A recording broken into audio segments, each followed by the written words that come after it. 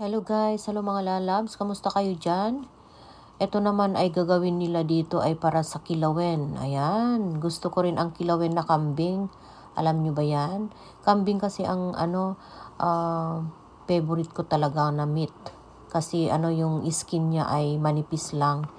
Safety. Ayan, kasi walang masyadong taba. Ayan po, naghihiwa na po sila. Talagang press na press po ang meat. Kasi bagong katay lang po. As you can see, tignan nyo. Talagang bago lang talaga. Bagong katay lang. Ayan. Ito na po ang nahiwa-hiwa na nila. Guys, ayan. Oy, sarap. Yummy. Ayan kasi safety ang meat ng kambing kasi manipis lang ang skin. Ayan. Hindi masyadong mataba. Kaya gusto ko po yan.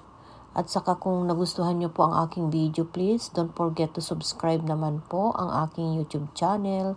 Thank you so much mga guys. Ayan. Ayan po. Ayan, malapit na.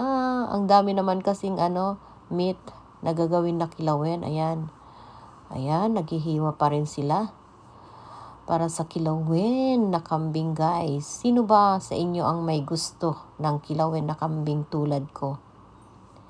Sino ba sa inyo dyan? Kaway-kaway naman.